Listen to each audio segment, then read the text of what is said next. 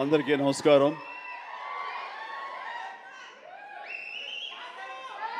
కొన్ని ఫంక్షన్స్కి రావటానికి ఎంతో ఉత్సాహంగా ఉంటుంది. వాళ్ళు పెద్దవాళ్ళ చిన్నవాళ్ళ ఎలాంటి వాళ్ళని నేను చూడనది. ప్రేమతో పిలిస్తే కనుక ఎస్ వస్తున్నానే అంటుంది. నాకు ప్రేమ కావాలి, అభిమానం కావాలి. అలాంటిది ఇక్కడ అభిమానం నాకు చాలా నిండుగా మెండుగా లభిస్తుండటంలో చూస్తున్నారుగా. ఇక్కడ ప్రతి ఒక్కళ్ళు అంత ప్రేమ కురిపిస్తుంటే ఇది ఆస్వాదించడానికి నేను వచ్చినందుకు నాకు చాలా చాలా సంతోషంగా ఉంది. అండ్ ఈ రోజున మీతో పాటు ఇలా షేర్ చేసుకోవటం అండ్ ఇక్కడ మీరు ఇంత ఉత్సాహంగా వచ్చి ఈ ఫంక్షన్ని ఇంత వైబ్రెంట్గా ఇంత ఉత్సాహంగా ఇది జరగడానికి కారణమైనటువంటి మీ అందరికీ కూడా నా మనస్ఫూర్తిగా నా సంతోషాన్ని అభినందనలు తెలియజేస్తున్నాను. మొన్న పాండమిక్ కోవిడ్ సమయంలో అది ప్రపంచంలో చాలా వ్యవస్థల్ని చాలా రంగాల్ని అతలాకుతలం చేసింది, కన్ఫ్యూజ్లో పెట్టేసింది, భవిష్యత్తు ఏమిటో తెలియని అగమ్య గోచరంలో పెట్టింది.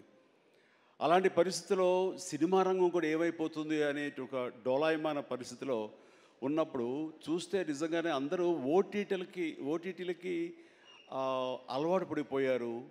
అది భాషలకు సంబంధం లేకుండా ఏ భాషా చిత్రాలు సరే చూసి వాళ్ళకి ఎక్స్పోజర్ చాలా ఎక్కువ వచ్చేసింది. ఇలాంటి వాళ్ళకి ఏ సినిమాలు తీసి మనం సాటిస్ఫై చేయగలం, ఇలాంటి వాళ్ళని మనం సంతృప్తి పరచగలమా అనేది ఎప్పుడూ ఒక రకంగా మీమాంసలు ఉంటుండేవాడు.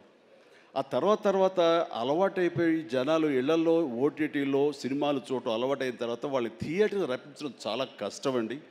అన్లెస్ అది ఏదైనా ఈవెంట్ ఫిల్మ్స్ కానీ, బిగ్ హీరో ఫిల్మ్స్ కానీ, హై బడ్జెట్ ఫిల్మ్స్ కానీ థియేటర్లోనే ఆ సినిమా చూడాలి, ఆ ఎక్స్పీరియన్స్ మనం పొందాలి అనుకునే సినిమాలకు తప్ప చిన్నగా సినిమాలకి రావడం చాలా కష్టం అన్నప్పుడు ఇదేమి కష్టకాలం మనకి ఇండస్ట్రీకి. ఈ సినిమా ఇండస్ట్రీ ఏమైపోతుంది, ఒక 5-6 పెద్ద సినిమాలను ఆడినంత మాత్రాన అది సినిమా ఇండస్ట్రీ ఓహో అంటూ కాదు.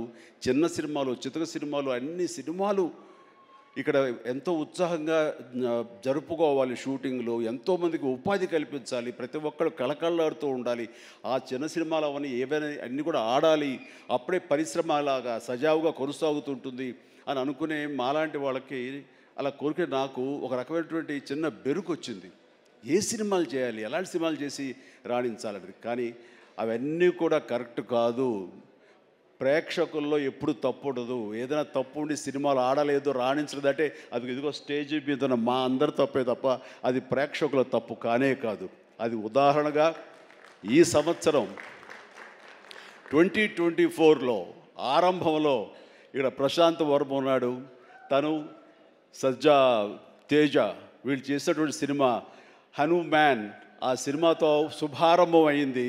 ఆ సినిమాని అనూహ్యంగా లోకల్గా అనుకున్నారు, కానీ ఆంధ్ర తెలుగు సినిమా కాదు, అది ఆల్ ఇండియా సినిమాపై అయిపోయింది. అక్కడి నుంచి ప్రారంభమైనటువంటి ఈ ఆదరణ, చిన్న సినిమాల పట్ల ఆదరణ, చిన్న సినిమాలు అనుకున్నవి లో బడ్జెట్ అనుకున్నవి తీసిన సినిమాల్ని హై బడ్జెట్ సినిమాల్ని పెద్ద సినిమాలుగా మార్చారు మన తెలుగు ప్రేక్షకులు.